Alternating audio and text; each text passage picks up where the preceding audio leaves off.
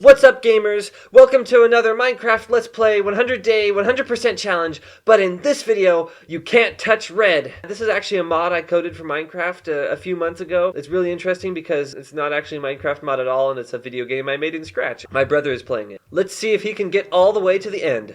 You'll never guess what happens at the end of the video. The video ends.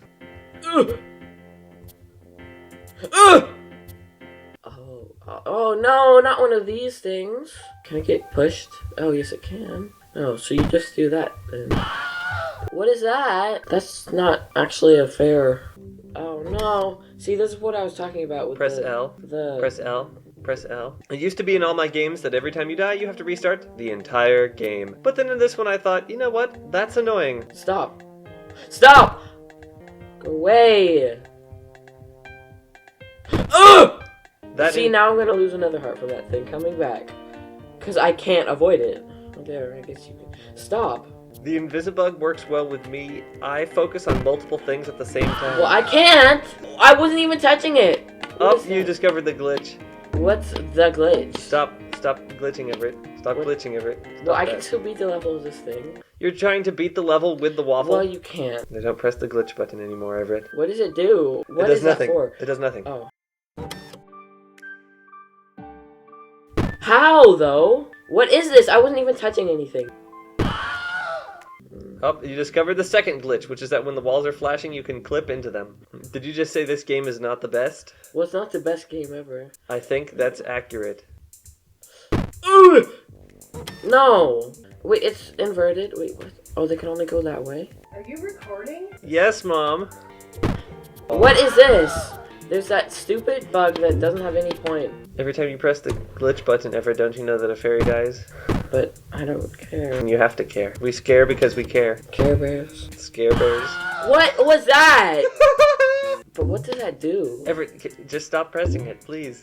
But what does that do? Please, Everett. Wait, what? Oh, I just hit the bug? Okay, you're gonna have to make me fix it then because you figured out what it does. Why do you even have that in the game? You get the bolt, you can shoot it, but you get it in level 6. Yep, this is what I always do in Scratch. Oh, there's a problem? Well, instead of fixing it, I'll just find some brute force solution. Alright, okay, it's about that time. You know these waffles are supposed to be puzzles, right? Stop. Stop! There's no way to avoid it.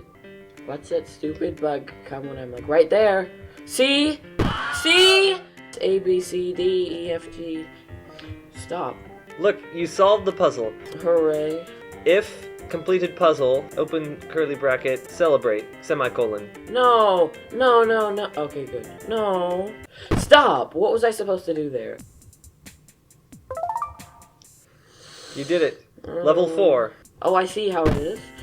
I see. Another aspect of my games that I don't exactly like, the game doesn't tell you where to go. I added in the doors flashing when you open them, because otherwise, the person who tested it said he couldn't even tell where he was supposed to go. Unlike Mario, I don't design my levels to lead the player through them. I design it to confuse the player and make them wish they weren't playing the game. I know, that's what I'm thinking right now. The next time I make a game, I'll think about how to create a good player experience. Instead of, Julian knows how to play well, that must mean everyone does. You know how to play well because you designed the game. And I play it over and over again so I get good dashing and stuff. Oh!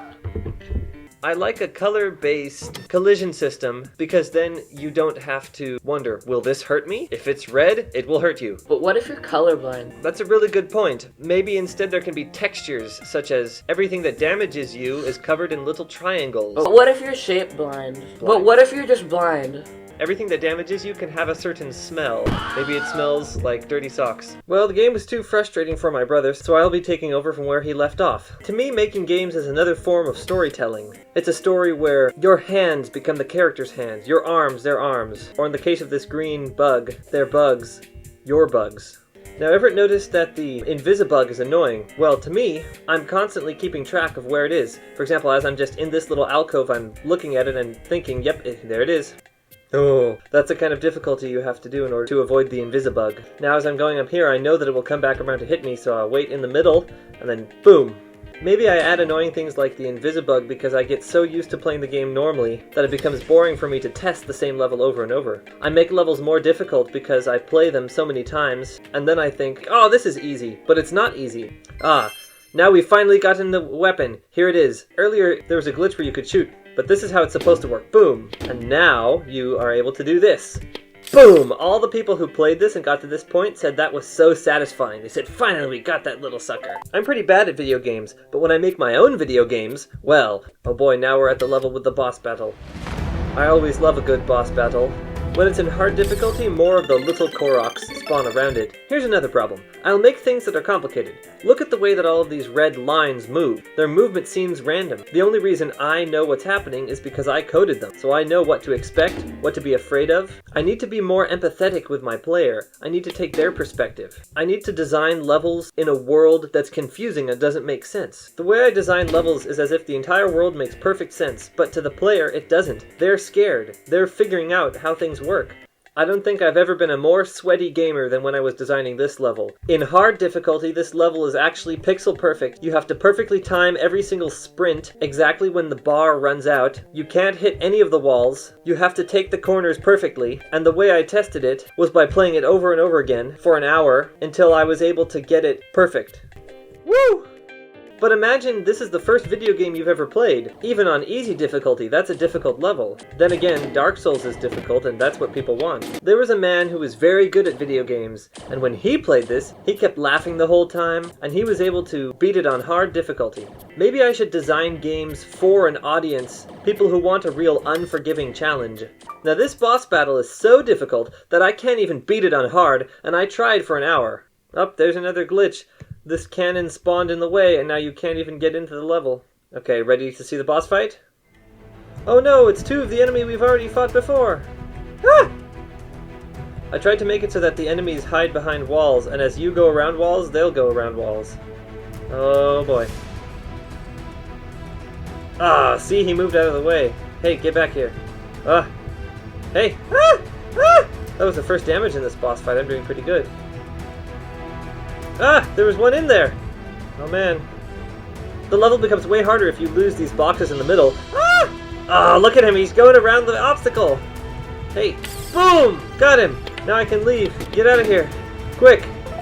So that was Don't Touch Red. I think this is better than any game I've made before, but I have lots of room to grow. Man, imagine making a video game that's actually fun to play. That's the dream.